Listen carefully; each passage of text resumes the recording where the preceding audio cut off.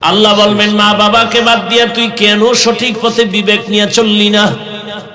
সন্তান বলবেন হে মালিক আমার ভুল হয়ে গেছে, বলে আজকে ভুলের বিচার হবে, কারণ এটা ইনসাফের আদালত। আল ইয়াউমা তুজজা কুল্লু নাফসিন বিমা কাসাবাত লা যুলমাল ইয়াউম। আজ এমন একটা বিচারালয় তুই আসছো যেখানে কারো উপরে কোনো জুলুম করা হবে না। পশুর জন্য কোনো জান্নাত নাই, জাহান্নাম নাই, তারপরও নবী বলেন কিয়ামতের মাঠে পশুকেও আল্লাহ উঠাইবেন।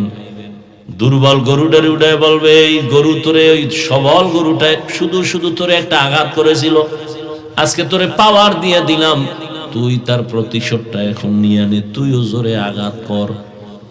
কুত্তা উঠাইব হাসরের মাঠে। দুর্বল কুকুরকে আল্লাহ বলবেন সবাল কুকুর তোরে দুনিয়ায় দুর্বল মনে করে আঘাত করেছে, জুলুম করেছে, আজকে তোরে শক্তি বাড়ায় দিলাম, তুই প্রতিশোধ নে। কুকুরের জন্য জান্নাত নাই, জাহান্নাম নাই, এরপর উঠাবেন কেন? দুনিয়াদার শয়তানদের মনের জ্বালা বাড়াবার জন্য। ইনসাফের আদালত। মা বাবা নামাজে ডাকে নাই, তুই নিজে বিবেক খাটায় কেন নামাজ পড়ো নাই? সন্তান বলবে ভুল হয়েছে বলে এখন তোর বিবেকের বিচার হবে। ইন্নাস সামআ ওয়াল বাসারা ওয়াল ফুআদ কুল্লু উলাইকা কানা আনহু মাসউলা। আল্লাহ বিচার করবেন চোখের, কানের, অন্তরের। তখন সন্তান বলবে আল্লাহ আমার যেহেতু বিচার করবাই, আমার একটা আবদার আছে, দাবি কি? আল্লাহ আমারে যদি বেতের বাড়ি একটা দেও, আমার মা বাবারে ডবল দিতে হবে। রব্বানা আতিহিম যিফাইনি মিনাল আযাব ওয়ালআনহুম লা'নান কাবীরা। আমারে শাস্তি যা দিবা তার ডবল শাস্তি আমার মা বাবাকে দাও, মুরব্বিকে দিতে হবে। কোরআনের আয়াত সূরা আহজাব। এজন্যই নবী বলেছেন দুনিয়াতে যত সন্তান আসে ঈমানের আলো নিয়া, মা বাবা সন্তানটাকে অগ্নি পূজারী বানায়, গায়রুল্লাহর গোলাম বানায়, মূর্তি পূজারী বানায়। এজন্যই তো গ্রামের মানুষ এইটাই বলে, গাছ তোমার নাম কি ফলে পরিচয়। গাছ ভালো হলে ফল ভালো, মা বাবা ভালো হলে সন্তান ভালো।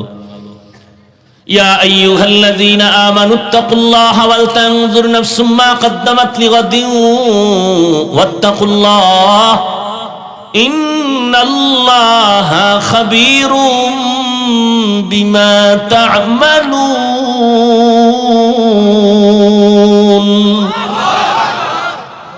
আখিরাতের বাজার কি করছো হিসাব মিলাও, সময় কম।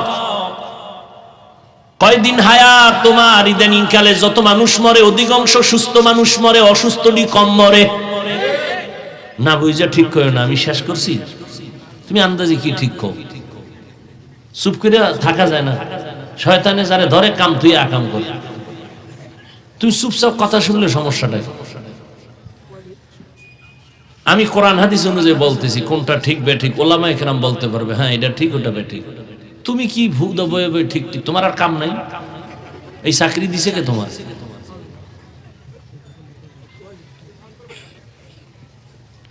ভাইরা আমার ভালো করে খেয়াল করেন, সামনের জীবন তোমার আসল। ইদানিং কালে যত লাশ মরণের খবর যত পাই, অধিকাংশ অল্প বয়সের মানুষ মরে এবং সুস্থ মানুষ, অসুস্থরা কম মরে। ডাক্তার কয় অসুস্থ রোগীরে যা মনে চায় খাওয়াও বাঁচবে না, কিন্তু সে অসুস্থ লোকটা রাস্তায় চলে হাতে লাঠি নিয়ে, আর সুস্থ মানুষ কম বয়সের তার সামনেই মরে গেল। করোনার দিকে তাকায় দেখো যুবকের লাশ, ছাত্র জনতার আন্দোলনে তাকাও যুবকদের লাশ, ঘুমের বিছানায় তাকায় দেখো যুবকের লাশ, পানির মধ্যে গাড়ির তলে তাকায় দেখো যুবকের লাশ। আমার আফসোস লাগে, মানবে না হুদা কি বলবো, আফসোস লাগে যে যুবকের মাথা এত খারাপ হইছে। বাঁচতে চায় অনেক দিন, কিন্তু হাতের মধ্যে অ্যাটম বোম লইয়া চলে, যেগুলি থাকলে মরবে তাড়াতাড়ি। বাঁচতে চায় অনেক দিন, কিন্তু যে আকাম লইয়া ঘুরে এটা তাড়াতাড়ি মরবে, তাড়াতাড়ি। কত তাড়াতাড়ি? একদিনেরও গ্যারান্টি নেই। এক মরণের ফাঁদের নাম এই মোবাইল। মোবাইলটা হাতের মধ্যে নিয়ে সরে যুবক নিজেরে কত বাহাদুর মনে করো, কিন্তু এই মোবাইলের দিকে তাকাইয়া থাকিয়া সারাটা রাত তুমি গুনায় কাটাইছো। এই মোবাইলের গুনাহ দেখতে দেখতে দেখতে দেখতে চেহারা নষ্ট। মোবাইলের কারণে তোমার কিডনি নষ্ট, হার্ট দুর্বল, ব্রেন দুর্বল, লেখাপড়া দুর্বল, চরিত্র দুর্বল। সারাটা রাত দরওয়াজা জানালা বন্ধ করে মোবাইলের দিকে তাকাইয়া শুধু জেনা জেনা চলে, চোখের জেনা, হাতের জেনা, কানের জেনা, অন্তরের জেনা। কেমন যেন মনে হয় আপনাদের ঘরের মধ্যে পুরা রুমে রুমে জেনা চলে। এক ঘরে ছেলে ঘুমাইছে, ও মোবাইলে জেনা করে, আর এক রুমে মাইয়া ঘুমায়, ও মোবাইলে জেনা চলে। কানের জেনা, চোখের জেনা, কবিরা গুনাহ দেখে। মনে হয় এই পরিমাণ গুনাহ তো হতেই আছে, এটা তো পরকালের ফিডা। কিন্তু নগদ কি ক্ষতি হইতেছে জানেননি? চেহারা নষ্ট, কানের পার্স নষ্ট, চোখের পাওয়ার নষ্ট, হার্ট দুর্বল, ব্রেন দুর্বল, কিডনি দুর্বল। মানুষের জীবনের সুস্থতার জন্য আল্লাহ একটা ঔষধ দিয়েছেন, ফ্রি ঔষধ, মহা ঔষধ। সারা দুনিয়ার ডাক্তারেরা আল্লাহর জাতের কসম কেন খায়? মানুষ বিশ্বাস মজবুত হওয়ার জন্য। আল্লাহর জাতের কসম, কসমের কথা বিশ্বাস যদি না করো তোমার ঈমান শেষ। আল্লাহর জাতের কসম, সারা দুনিয়ার, শুধু বাংলাদেশ না, সারা দুনিয়ার চিকিৎসা বিজ্ঞানীরা বইয়াও এই ঘাটতি কোনোদিন পূরণের ভিটামিন দিতে পারবে না। যেই ভিটামিন আমার আল্লাহ ফ্রি ভাবে দিছে শরীর সুস্থতার জন্য, ওই ভিটামিন হলো ফ্রি ঔষধ সুস্থতার জন্য, রাতের ঘুম।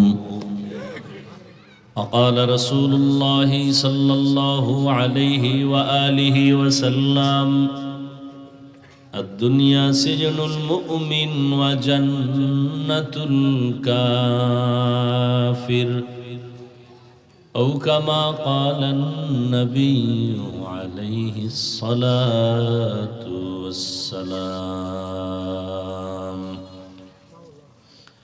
صدق الله مولانا العظيم وصدق رسوله النبي الأمي الكريم ونحن على ذلك من الشاهدين والشاكرين والذاكرين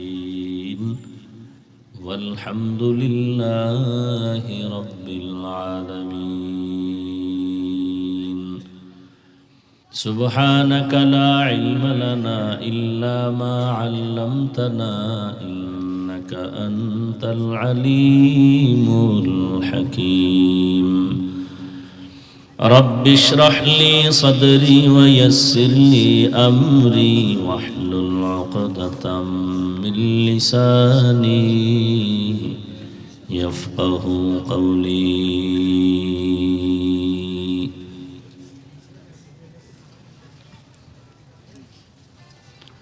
सूरज ने दिया अपनी शुआओं को ये पैगाम सूरज ने दिया अपनी शुआओं को ये पैगाम दुनिया है अजब चीज को भी सुबह को भी शाम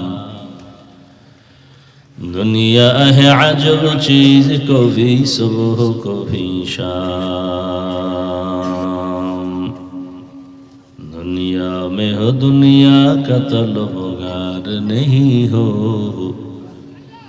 दुनिया में हो दुनिया का तलबगार नहीं हो बाजार से गुजर हो खरीदार नहीं हो बाजार से गुजर हो खरीदार नहीं हो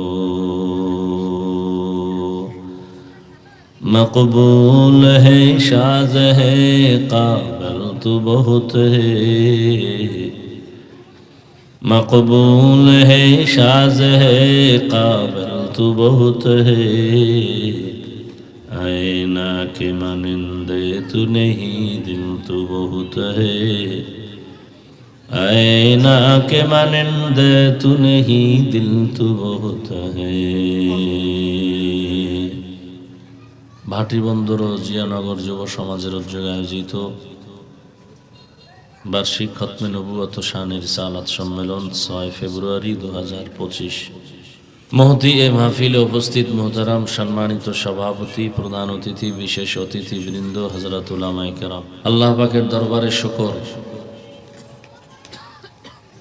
যে আল্লাহ আমাদেরকে সুস্থ রেখেছেন এবং পৃথিবীর শ্রেষ্ঠ মজলিস, উলামায়ে আহলে হকের মজলিস, গুনাহ মাফের মজলিস, তওবা কবুলের মজলিস, বরকতি মজলিসে আসা বসার তৌফিক দান করেছেন। শুকর আদায়ার্থে সকলেই পড়ি আলহামদুলিল্লাহ। দরুদ ও সালাম সৈয়দুল মুরসালিন রহমাতুল লিল আলামিন শফিউল মুজনিবিন খাতামুন নবিয়্যিন সৈয়দুস সাখালাইন ইমামুল মুরসালিন হযরত মুহাম্মদুর রাসূলুল্লাহ সাল্লাল্লাহু আলাইহি ওয়া আলিহি ওয়াসাল্লামের উপর।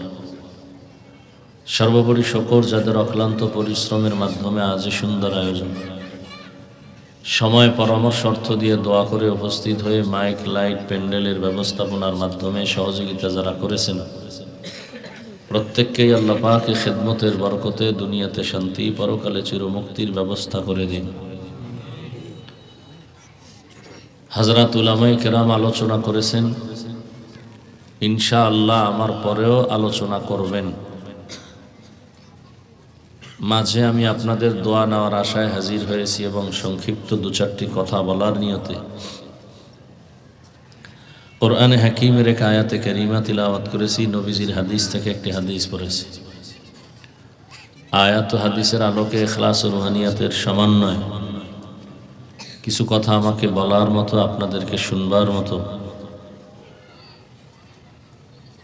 আমাদের আল্লাহ তৌফিক দান করেন। ইয়া আইয়ুহাল্লাযীনা আমানুত্তাকুল্লাহ, আল্লাহ বলেন, হে দুনিয়ার মুমিন, তোমরা আল্লাহকে ভয় করো, তাকওয়া অর্জন করো। ওয়ালতানজুর নাফসুম মা কদ্দামাত লিগাদ, এবং খুব গভীরভাবে খেয়াল করো তোমার সামনের জীবনের জন্য কি সম্বল সঞ্চয় করেছ। আত্তাকুল্লাহ, আল্লাহ বলেন আবার আমাকে ভয় করো। ইন্নাল্লাহা খাবীরুম বিমা তা'মালুন, তুমি যা করতেছো জীবনে সব কিছুর বিষয় আল্লাহ অগ্রিম সব বিষয়ে অবগত। নবীজি বলেন, আদ-দুনিয়া সিজনুল মুমিন ওয়া জান্নাতুল কাফির, দুনিয়া নামক গ্রহ হলো মুমিনদের জন্য একটা অশান্তির জায়গা, জেলখানার মতো, আর বেঈমানদের জন্য একটা বালাখানা, শান্তির স্থান। দুনিয়াতে যত শান্তি ইসলাম বিদ্বেষীরা দুনিয়াতেই পাবে, পরকালে কষ্ট শুরু হবে আর শেষ হবে না। যারা মুমিন এরা দুনিয়াতে কষ্ট কিছুটা পাবে, শান্তি শুরু হবে পরকালে আর শেষ হবে না। দুনিয়ায় শান্তি, পরকালে কষ্ট বেঈমানের জন্য, আর দুনিয়ায় কষ্ট, পরকালে শান্তি মুমিনের জন্য।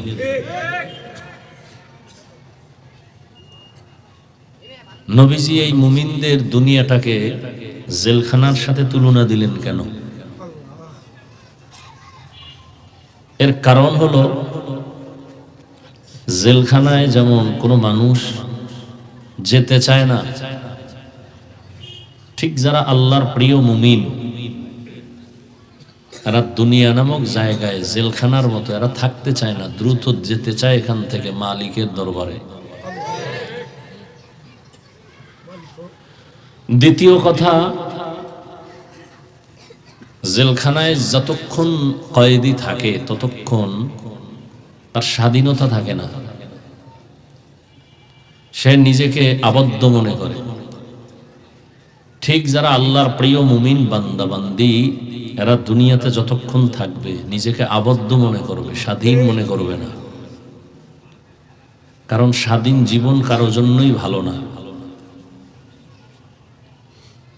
মন চাইলে খাইলাম, মন চাইলে ঘুমাইলাম, মন চাইলে হাঁটলাম, হাসলাম, কানলাম, এই জীবন দামি না। প্রত্যেকটা কাজের কথার লিমিট থাকতে হবে, সীমাবদ্ধতা থাকতে হবে। রাস্তাঘাটে বহু কুকুর ঘুরে, কোনো মূল্য নাই, স্বাধীন। যেই কুকুরের গলায় রশি লাগানো আছে ওটার মূল্য আছে। ওই কুকুরের কিছু করতে গেলে মালিকের কাছে জবাব দিতে হয়। উড়ন্ত পাখি আকাশে ঘুরে, কোনো মূল্য নাই, খাঁচায় আটকায় দিয়েছেন, মূল্য বেড়ে গেছে। জঙ্গলে হাজারো প্রাণী আছে, কোনো মূল্য নাই, খাঁচার মধ্যে যে প্রাণীটা আটকায় দিলেন এটার মূল্য বেশি, এটাকে দেখতে গেলে চিড়িয়াখানায় টাকা দিতে হয়। সমুদ্রে কোটি ধরনের মাছ আছে, কোনো মূল্য নাই, জালে আটকাইছেন, ঘরে আনছেন, এই মাছের দাম বেড়ে গেছে, বাজারে দাম বেশি, ঘরে আনলে দাম। বেপরোয়া ভাবে যে মানুষগুলো চলাফেরা করে, কোনো মূল্য নাই। কালেমার রশি যার গলায় লাগাইয়া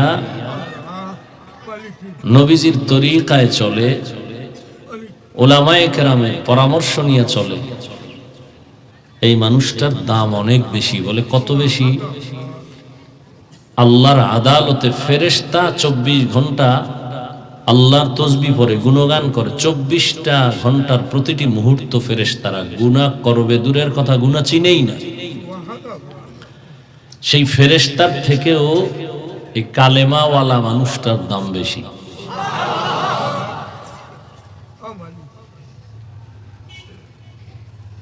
আমরা একটা সীমাবদ্ধ জায়গায় পড়ছি, কোরআন সুন্নাহর কথা শুনবো, মানুষের জীবন কিভাবে গড়া যায়, শান্তির জীবন, পরকালে কিভাবে মুক্তি পাবো, ব্যক্তি, পরিবার, সমাজ, রাষ্ট্রে কিভাবে আমরা সুশৃঙ্খল ভাবে শান্তিতে জীবন যাপন করব, এ নিয়ে কথা কোরআন সুন্নাহর আলোকে। এখানে বসার একটা সীমাবদ্ধতা আছে, কথা বলার একটা সুশৃঙ্খলতা আছে, এজন্যই মজলিসটার দাম বেড়ে গেছে। আরো মজলিস আছে অন্য জায়গায়, এই পরিমাণ দাম নেই। এই মজলিসটার দাম কত যে বসার সাথে সাথেই জীবনের সব গুনাহ মাফ।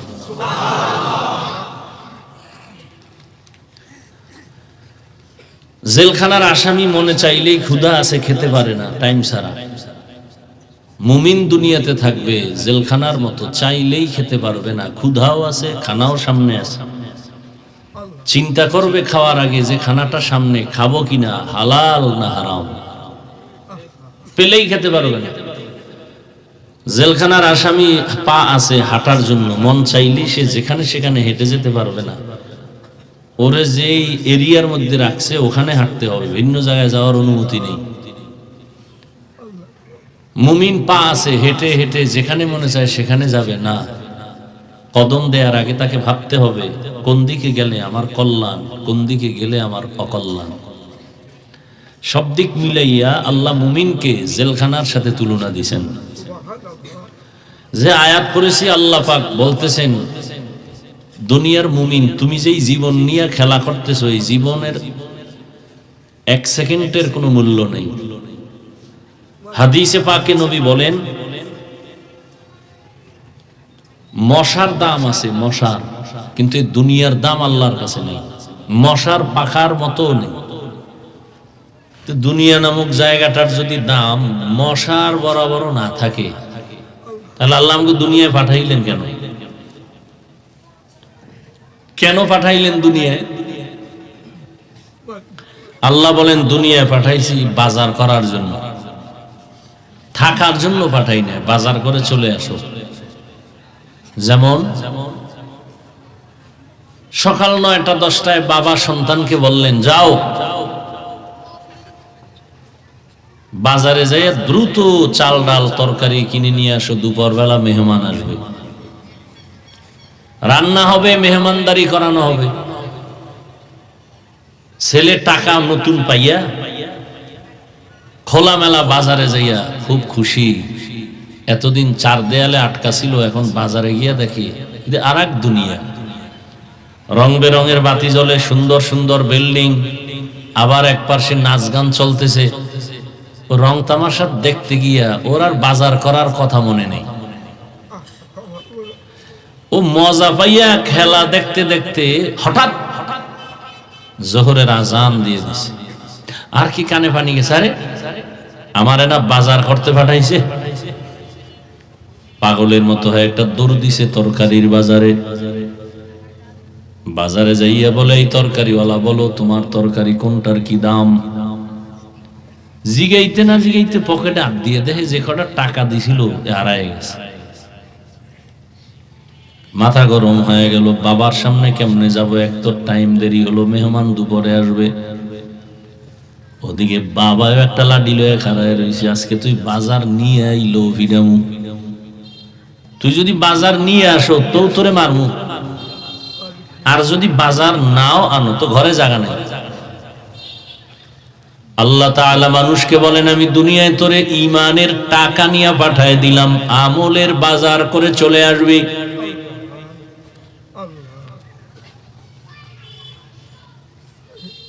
দুনিয়াতে আল্লাহ মানুষ বানাইছেন একমাত্র আমলের বাজার করার জন্য, ঈমানের টাকা দিয়ে পাঠায় দিয়েছেন। قال رسول الله صلى الله عليه وآله وسلم ما من مولود إلا يولد على الفطرة فأبواه يهودانه أو ينصرانه أو يمجسانه إلى آخر الحديث। পয়গম্বর বলেন, দুনিয়াতে যত সন্তান জন্ম নেয় ঈমানের আলো নিয়েই জন্ম নেয়। সব সন্তান দুনিয়াতে আসে ঈমানের পাওয়ার নিয়ে। মা বাবা ওই সন্তানকে অগ্নি পূজারী বানায়, মূর্তি পূজারী বানায়। মা বাবা সন্তানটাকে গায়রুল্লাহর গোলাম বানায় দেয়। সন্তান ঈমানের আলো নিয়ে আসে, কিন্তু মা বাবা সন্তানটাকে ঈমান থেকে ভিন্ন দিকে চালায়। এ কারণেই তো আল্লাহ বলেন, কিয়ামতের দিন সব সন্তানগুলো আল্লাহর আদালতে মা বাবার বিরুদ্ধে মামলা পেশ করবে। আল্লাহ বলবেন, এই সন্তান নামাজ পড়ছো পড়ি নাই, রোজা রাখছো রাখি নাই কেন? সন্তান বলবে, হে আল্লাহ আমার কোনো দোষ নাই, আমার মা বাবার কারণে। কোনদিন আমার মা বাবা আমাকে নামাজের দাওয়াত দেয় নাই, রোজার দাওয়াত দেয় নাই, ওয়াজে ডাকে নাই, নামাজে ডাকে নাই, জুমার মসজিদেও ডাকে নাই।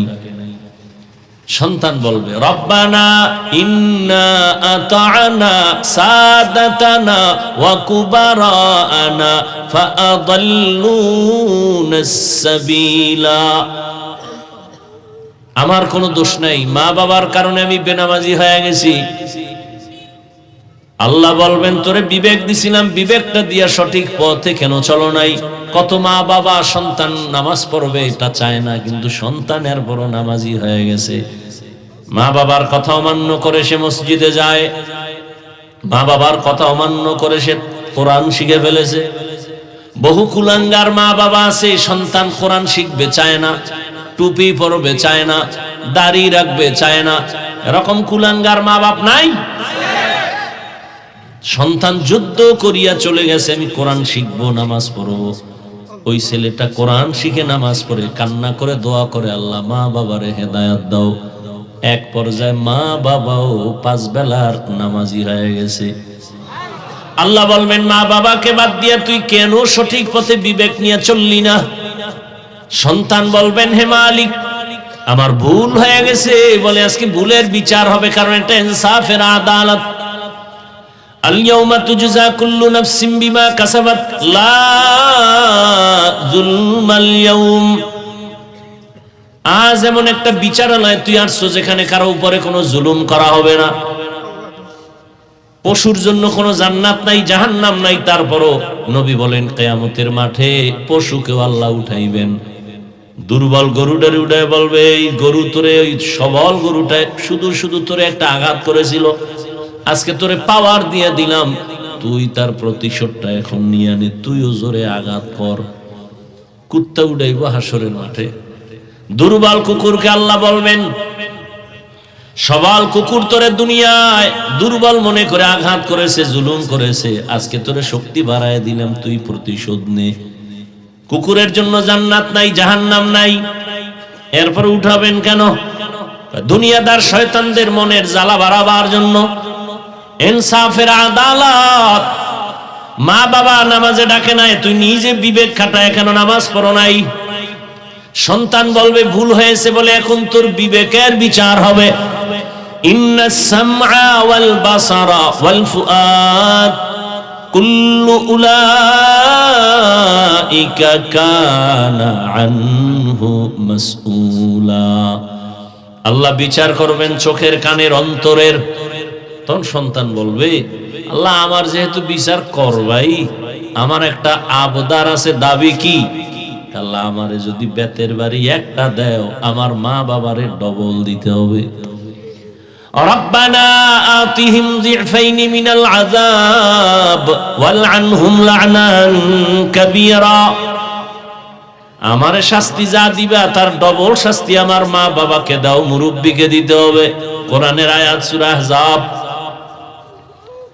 এজন্যই নবী বলেছেন, দুনিয়াতে যত সন্তান আসে ঈমানের আলো নিয়া, মা বাবা সন্তানটাকে অগ্নি পূজারী বানায়, গায়রুল্লাহর গোলাম বানায়, মূর্তি পূজারী বানায়। এজন্যই তো গ্রামের মানুষ এইটাই বলে, গাছ তোমার নাম কি, ফলে পরিচয়। গাছ ভালো হলে ফল ভালো, মা বাবা ভালো হলে সন্তান ভালো। এজন্য ইমাম গাযালী রাহমাতুল্লাহ আলাইহি বলেন, প্রত্যেকটা সন্তানের জন্য তার মা হলো প্রাথমিক শিক্ষিকা। মা সন্তানকে যা শিখাবে সন্তান তাই শিখবে। মা যদি সন্তানকে শিখায় সরোয়া ওযু, সন্তান ওযু শিখবে। সরায়া আল্লাহ, সন্তান আল্লাহ শিখবে। আবার যে আধুনিক আম্মা জান যদি শিখায় সরোয়া ওয়াজাগার, সরায়াতে আপা, সন্তান তাই শিখবে। কি এজন্য মা বাবার কারণে সন্তান ভালো খারাপ হয়, মা বাবার কারণে সন্তান ভালো, সন্তান খারাপ। নবীজি বলেন, এই যে ঘরের মধ্যে বাচ্চা আছে না, কান্না করে না, বাচ্চা কাঁদাটা কি আশ্চর্য কিছু? এটা স্বাভাবিক, বাচ্চা তো কাঁদবেই, এটা তার গুণ। যে বাচ্চা কাঁদে না এটা তার গুণ না, দোষ। আপনি কি করলেন? দৌড়াইয়ে গেলেন মার্কেটে, একটা পুতুল কিনে নিয়ে আসলেন, শুরু হয়ে গেল মূর্তি পূজা। আমরা হুজুরেরা তো কোনোদিন বাচ্চার হাতে পুতুল কিনে দেই নাই যে বাচ্চার কান্না বন্ধ করার জন্য। আর আপনি কেমন মা, কেমন বাবা, সন্তান তার সামনে পুতুল কিনে দিলেন। ওয়াজে আইছে, দেখাইতে হইব না ওয়াজে আইছি, কেমনে আইছি, কি করবো। একটা বেলুন কিনছে, ওটা লয়ে যাবো বাড়ি, কান্দে ঝুলে মোনাজাতের পরে। জিগে ওয়াজে কি পাইছো? কাজে মোনাজাতে বেলুন কবুল হয়ে গেছে। এত বড় বেলাজা, বেহায়া। ১৫০০ বছর আগের জন্য রসুল বলে গেছেন, যার ইমান লজ্জা নাই তার ইমান নাই। লা ইমান আলিমান লা হায়া আলা। মানুষের লজ্জা শরম চলে গেছে। আমরা এখনো মুরব্বী ওস্তাদ যারা, এদের সামনে ঘড়ি হাতে দেই না। আমি শুধু বয়ানের টাইম ছাড়া কখনো ঘড়ি পড়ি না, তাও ডান হাতে পড়ছি। দেখেন, এটা সুন্নত না, মুস্তাহাব না, কোনো সওয়াবই নেই। ঘড়ি জন্মই হয়েছে বাদশাহ হারুন রশিদের যুগে, এর আগে এই সিস্টেম ঘড়ি ছিল না। আর আপনারা ঘড়ি দিয়ে এরপরে হাতা ইদ্দুর উড়ে রাখেন, সবাই যেন দেখে, তাও বাম হাতে। লজ্জা শরম চলে গেছে। মুরব্বীর সামনে দাঁড়ায় দাঁড়ায় বিড়ি টানে, এরকম বেয়াদব নাই? সে তো মনে করে আমি প্রিন্স, খুব ভালো একটা ছেলে, আমি বিড়ি টানতেছি, আর সবাই ওরে ধিক্কার দিতেছে। এত বড় একটা বেয়াদব এই জমিনে কই তো নাই লোক।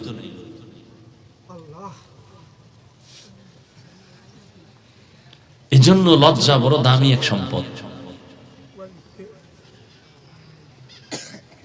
আর পৃথিবীর বেঈমানরা তো চায় ইসলামটাকে নিমেষেই মিটায় দিবে। লজ্জা শরম সব ওরা চায় যেন মাও ল্যাংটা থাক, বাবাও ল্যাংটা থাক, মাইয়া ভোলাও সব এক জায়গায় ল্যাংটা থাকবে, অর্ধুলঙ্গ হয়ে চলবে, ফ্রি, ডোন্ট মাইন্ড।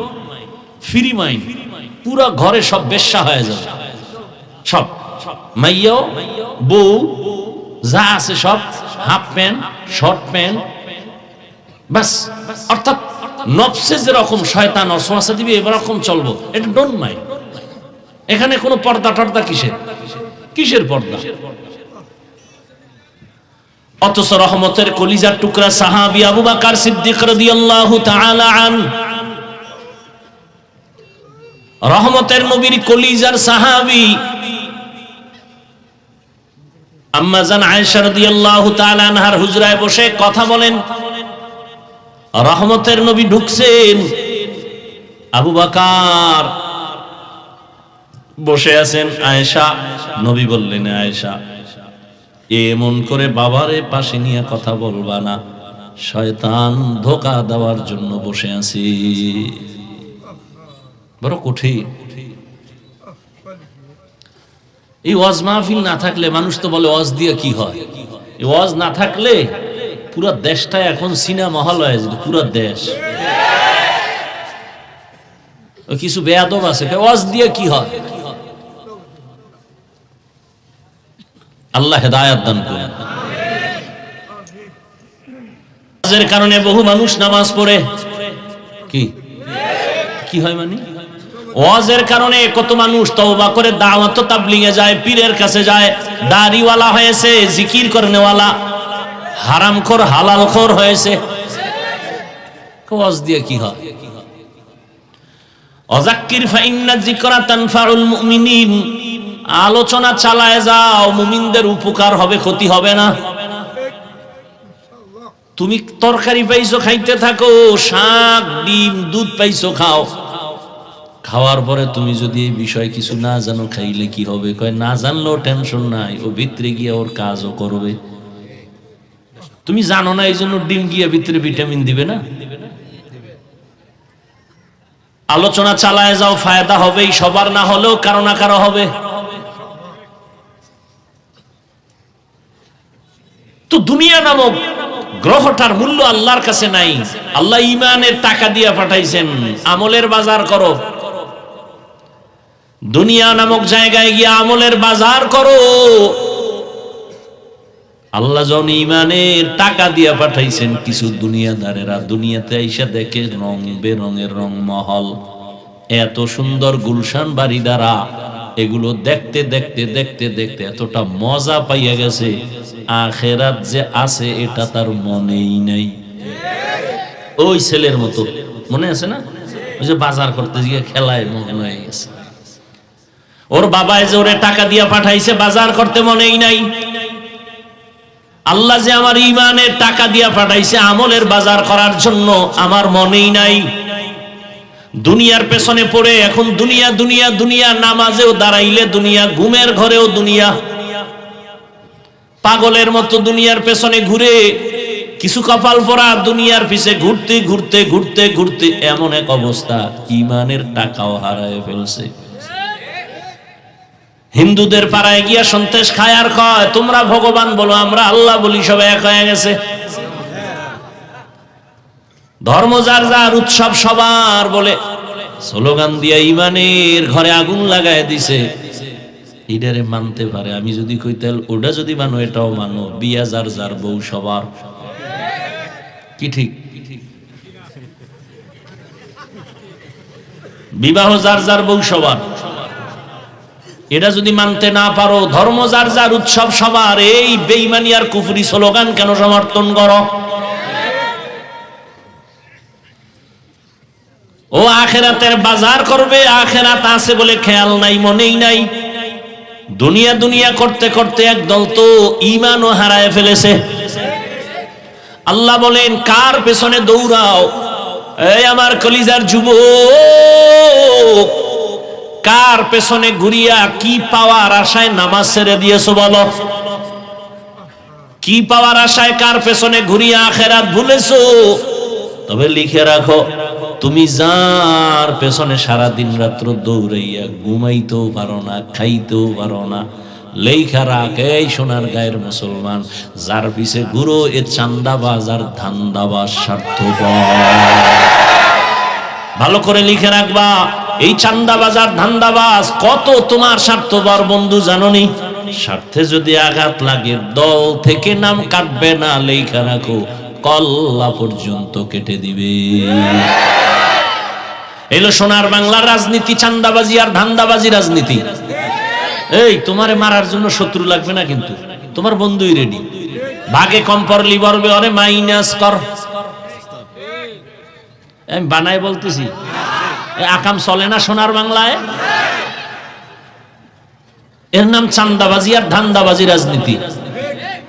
এরাই আবার মুসলমানকে ডিভাইডেড করার জন্য বলে হুজুর ওয়াজ করেন, ধর্মের ওয়াজ করেন, রাজনীতির ওয়াজ করবেন না।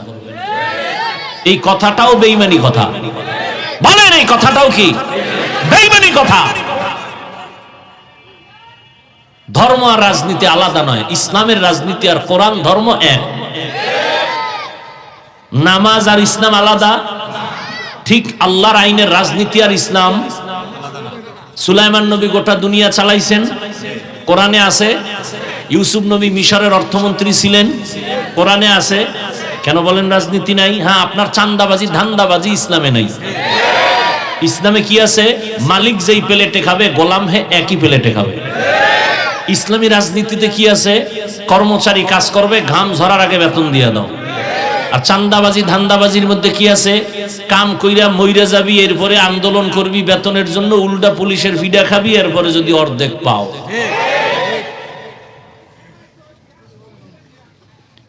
ইয়া আইয়ুহাল্লাযীনা আমানুত্তাকুল্লাহা ওয়াল তানজুর নাফসুম মা কদ্দামাত লিগাদিন ওয়াত্তাকুল্লাহ ইন্নাল্লাহা খাবীরুম বিমা তা'মালুন।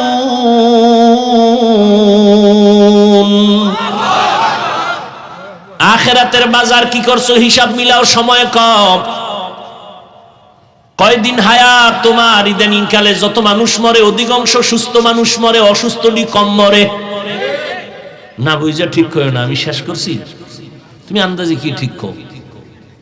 চুপ করে থাকা যায় না। শয়তানে যারে ধরে কাম তুই আকাম কর। তুই চুপচাপ কথা শুনলে সমস্যাটা কি? আমি কোরআন হাদিস অনুযায়ী বলতেছি, কোনটা ঠিক বেঠিক ওলামায়ে কেরাম বলতে পারবে, হ্যাঁ এটা ঠিক ওটা বেঠিক। তুমি কি ভুদা বয়ে বয়ে ঠিক ঠিক, তোমার আর কাম নাই? এই চাকরি দিছে কে তোমার?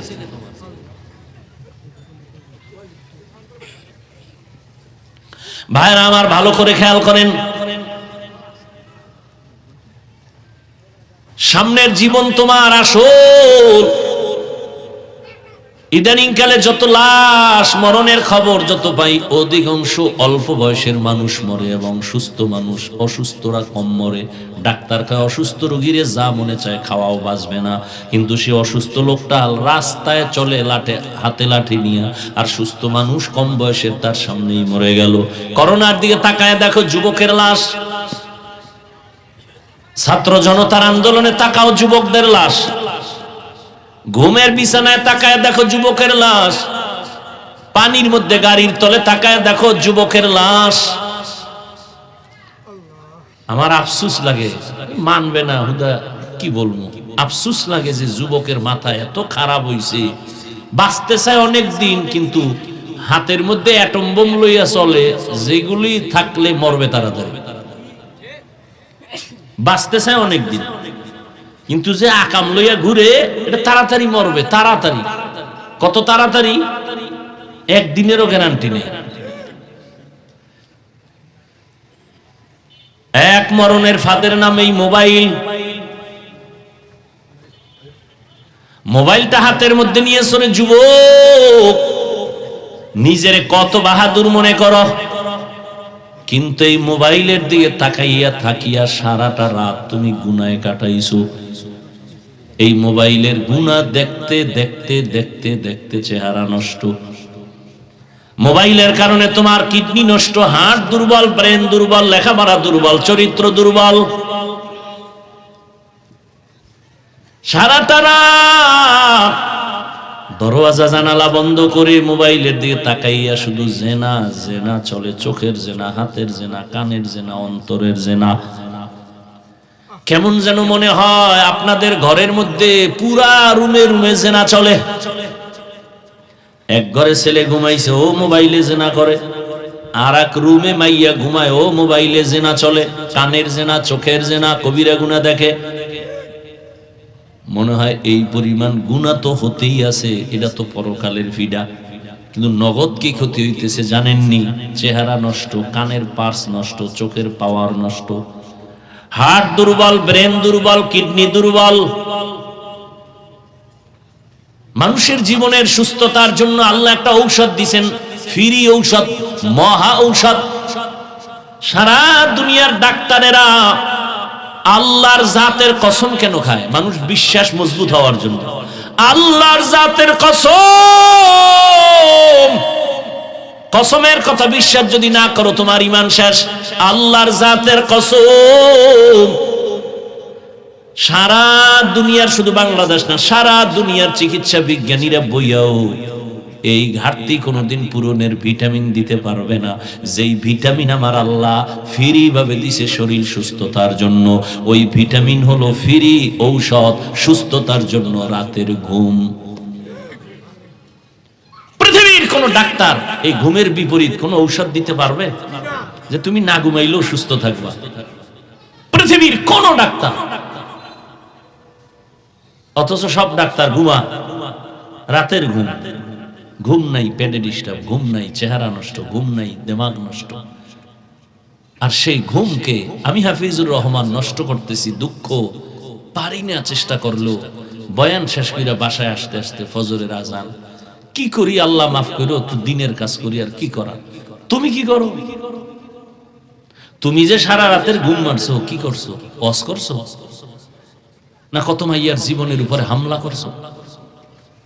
নিজের জীবনের উপরে ছুরি দিয়া জবাই করলে এত ক্ষতি না, এই মোবাইল দিয়ে যে ক্ষতি সাধন করতেছো সারাটা রাত। তুমি তো মনে করো তোমাকে খুব সুন্দর লাগে না? তুমি কার্টুন দেখতে দেখতে নিজে কার্টুন হয়ে গেছে। তোমার শরীরের মধ্যে কিচ্ছু নাই, রুহু ছাড়া। আজরাইল রুহুটা নিলে তুমিও নেই। তুমি যতই বাহাদুরি করো, করতে পারো আমার সামনে, কিছু বলার নেই। আমি যে কথা বলছি 14 গোষ্ঠী মিলে আমার এই কথাকে এক বিন্দু পিছে ঠেলে দেওয়ার কোনো সাহস নেই কারো। তুমি বাহাদুরি করতে পারো, আপনি কইছেন, আমি কইছি, এ কথাই বাস্তব। অকালে মরণ হবে, অকালে কিছুদিন পরে বিছনায় পড়ে যাবে, হার্ট দুর্বল হবে। ডাক্তার কয় কোনো রোগ নাই, হঠাৎ মরে গেছে। কেন হঠাৎ মরবে? কেন?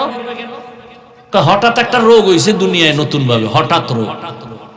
কি সে হঠাৎ রোগের নাম কি? হ্যাঁ, আরো আকাম কর। সারা রাত মোবাইলে অপরাধ করবি আর হঠাৎ করে স্ট্রোক করে মরে যাবে, বুকে ব্যথা। বিশ্বাস হয় না? কপাল পুড়ছে তো। আজকে বাসায় যে মোবাইল হাতে নিয়ে গুগলে লেখবা, টাচ মোবাইল দেখলে শরীরের অঙ্গের কি কি ক্ষতি হয়। ওখানে কোনো হুজুর নাই, সব তোমাকে মাথার মুকুট, প্যান্ট শার্ট টাইওয়ালা চিকিৎসা বিজ্ঞানীরা যথেষ্ট পরিমাণ থিওরি দিয়ে রাখছে কি কি ক্ষতি হয়। আমগো কথা না মানলে তুমি ক্ষতি হবে না, কিন্তু চিকিৎসা বিজ্ঞানীদেরকে না মানলে তো তুমি মানুষ না। আমগো হুজুরকে না মানলে তোমার তেমন ক্ষতি হবে না। আর আমরা এই জন্য আফসোসও করি না। এই জন্য বললাম যে বাঁচতে চাও অনেকদিন, কিন্তু যে আকাম শুরু করছো তাড়াতাড়ি মরার আকাম। আর এক মরণ ফাঁদ হাতে লয়ে লইছে, বাপের টাকা আছে রাখার জায়গা নাই, বাইক, ওটা হলো আর এক মরণ ফাঁদ। ওটার উপরে বইলেই শরীরে খেলে আগুন বাইরে, কোনো শীত নেই। আর পেছনে যদি কোনো বিপরীত পার্স থাকে তো আরো আগুন। ধাম ধাম করে ওখানে হেনে পরে চাকার তলে। আমি কি বানায় বলতেছি? এই যুবক, যদি বলো সত্য বলছি, তা কালকে সকাল থেকে ঘর থেকে যখন বের হবি, মায়ের থেকে চির বিদায় নিয়ে নিবি। প্রতিদিন বের হবি বিদায় নিয়ে, মা ফিরে আসতেও পারি, নাও আসতে পারি, কারণ মরণ ফাঁদের উপরে আমি চলি। বিদায় নিবি মায়ের থেকে, কারণ আর সময় পাবি না।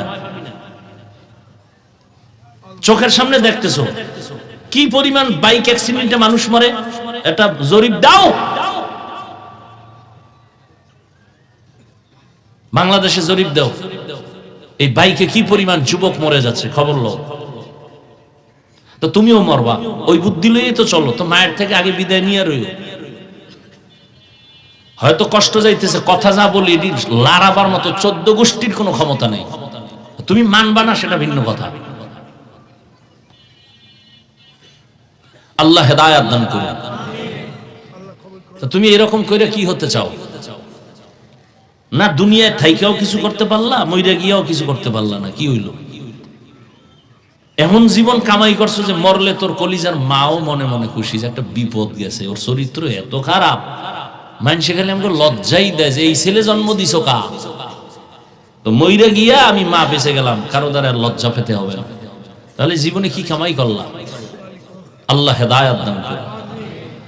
ইয়া আইয়ুহাল্লাযীনা আমানুত্তাকুল্লাহা ওয়াল তানজুর নাফসুম মা কদ্দামাত লিগাদ। আল্লাহ বলেন পরকাল জীবনের জন্য কি অর্জন করেছো তাড়াতাড়ি হিসাব মিলায় নাও। এবার হিসাবটা মিলায় দেখেন তো, আপনারা যারা দুনিয়া দুনিয়া করিয়া আখিরাতকে একেবারে ভুলেই গেছেন, বলেন আপনারা কত উপরে, আর আমরা যারা আখিরাত আখিরাত করি আমরা কত নিচে আসি বলেন? আপনার বলার ক্ষমতা নেই, আমি বলি তা শুনেন।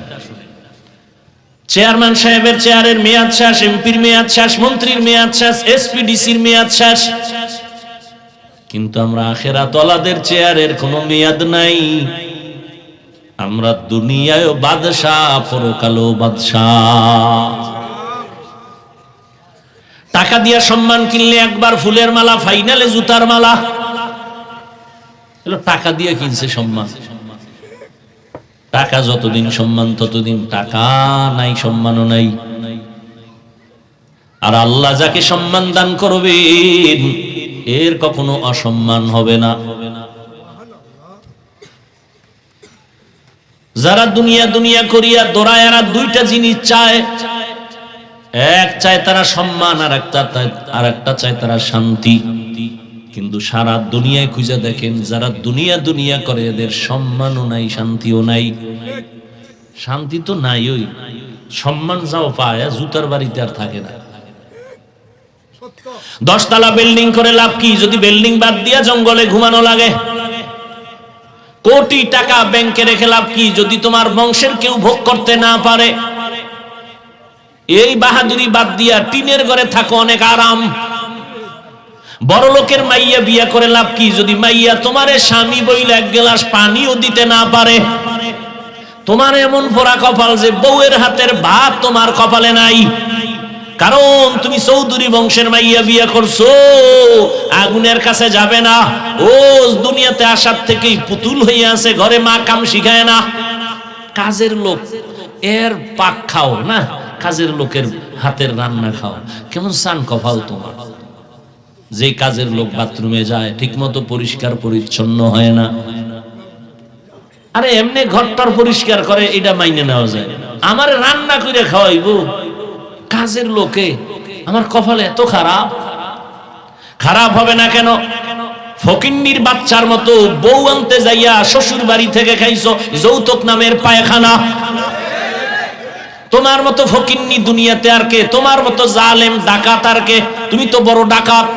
এ যারা যৌতুক খায়, যারা দেয়, যারা নেয়, যারা সহযোগিতা করে, সব জালেম, সব ডাকাত, সব ফকিন্নির বাচ্চা।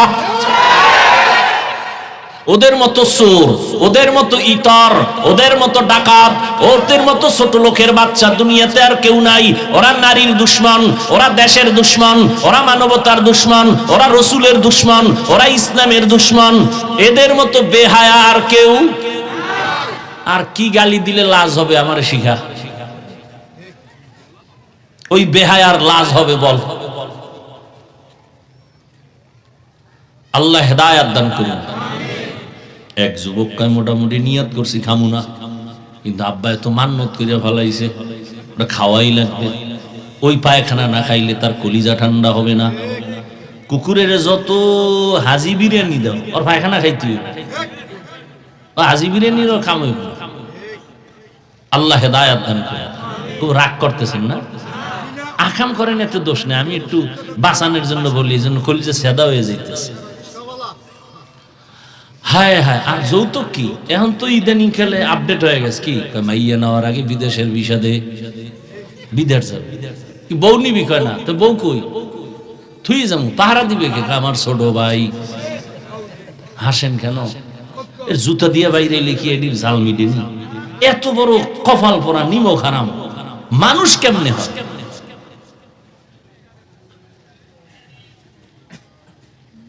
কি ওয়াজ করবি?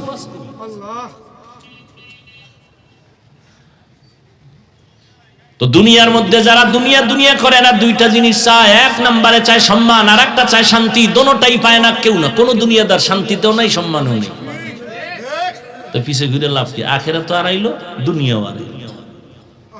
এজন্য আল্লাহ বলেন, লা ইয়াগুররান্নাকা তাকাল্লুবুল লাযিনা কাফারু ফিল বিলাদি মাতাউন কলিলুন সুম্মা মাওয়াহুম জাহান্নাম ওয়া বিইসাল মিহাদ। এরে আমার কলিজার যুবক বাবারা, বৃদ্ধ বাবাজিরা, পর্দার আড়ালের মা বোনেরা, আমি যে আপনাদের এত কঠিন কঠিন কথা বলছি, কিন্তু আমি এই কথা বলবো না যে আপনারা আজকে থেকে তওবা করে হুজুর হইয়া তাসবিহ হাতে নেন, আমার মতো পাঁচকল্লি লাগান। আমি কওমি মাদ্রাসায় পড়ালেখা করেছি, আপনারাও স্কুলে তালা লাগায় কওমিতে যান। আমি তাবলিগের সন্তান, আপনারাও তাবলিগে যান। আমি পীরের মুরিদ, আপনারাও পীরের কাছে যান। বলি নাই বলবো না, বলবো না, ভয় নাই, কোনো ভয় নেই।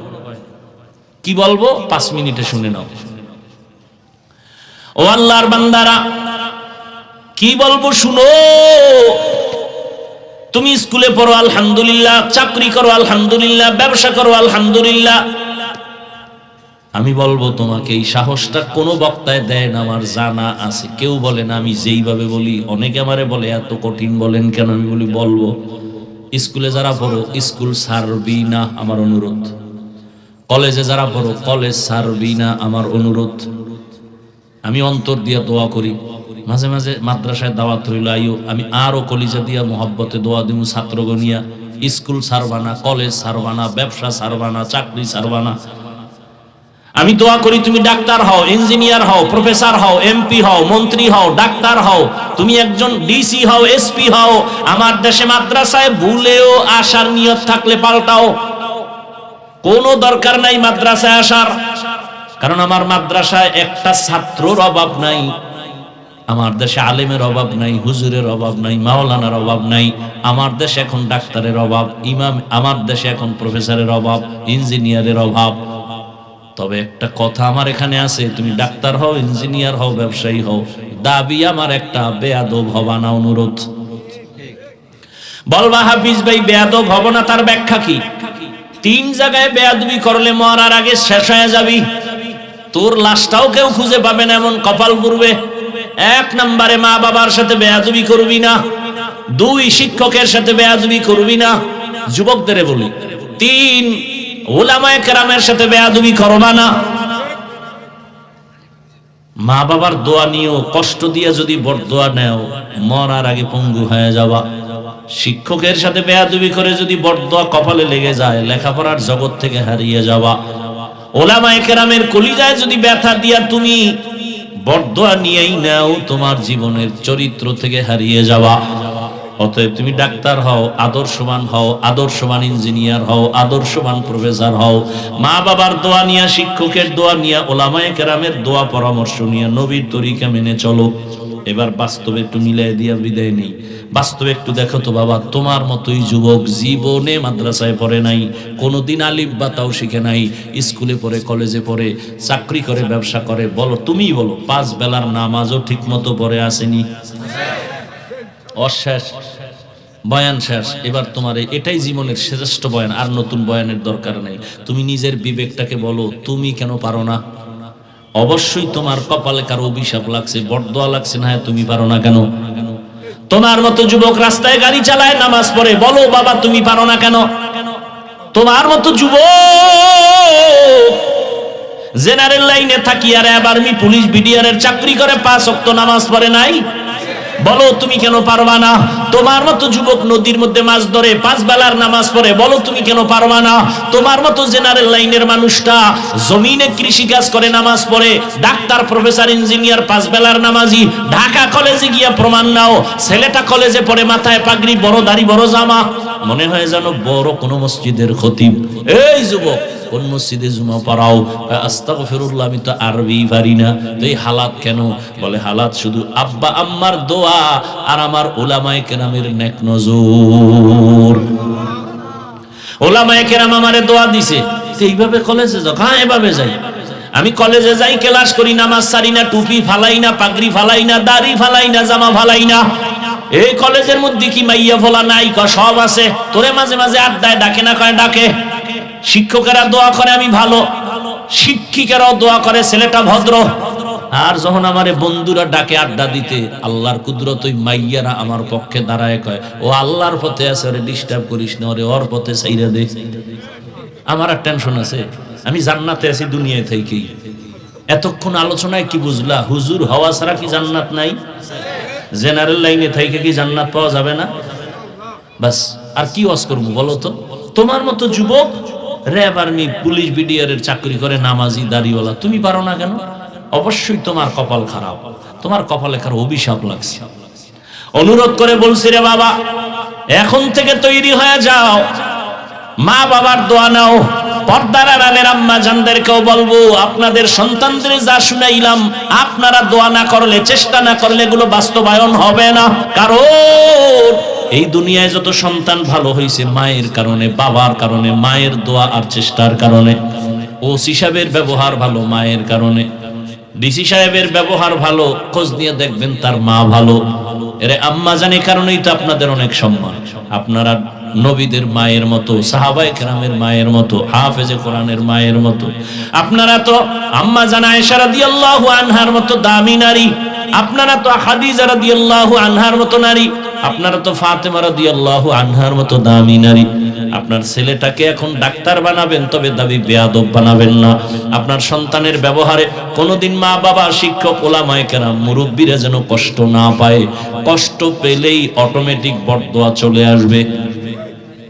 রাস্তায় বহু পাগল দেখি, শিক্ষিত পাগল, ইংলিশে কথা কয়, লঙ্গির অর্ধেক নেই। কি এমন কেন? ও কি আলাদা কোনো কোচিং করে ইংলিশ শেখার জন্যই পাগল? খুঁজা টুইজা বের করলাম না, আসলে সে ভালো ছাত্র ছিল, বেয়াদবি করার কারণে পাগল হয়ে গেছে। বহু পাগল দেখছি রাস্তায়, আরবিতে কথা বলে। ভালো ছাত্র ছিল, বেয়াদবি করছে, পাগল হয়ে গেছে। বরদোয়া হাতুটায় করা লাগে না, কষ্ট আসছে, একটা নিঃশ্বাস বের হয়েছে, আহ শেষ, তুই শেষ। এই যত ভেজাল দেখো বাংলাদেশে, সব আলেমদের বরদোয়া। আলেমরা বরদোয়া করে না, কোন আলেম করে না, কিন্তু নিঃশ্বাস যে বের হয় অনিচ্ছায়, আহ এটা আগুন। এটা তোর কপালে পড়লে তোর মাইয়া শেষ, বউ শেষ, তুই শেষ, বাড়ি শেষ, দুনিয়া শেষ, ক্ষমতা শেষ। এটা একটা আগুন। মাইয়ার কিডনি নষ্ট হবে কেন? শিশু বাচ্চা ও মরবে কেন? এই জন্য অনুরোধ করলাম, তুমি যা হও বেয়াদব হইও না।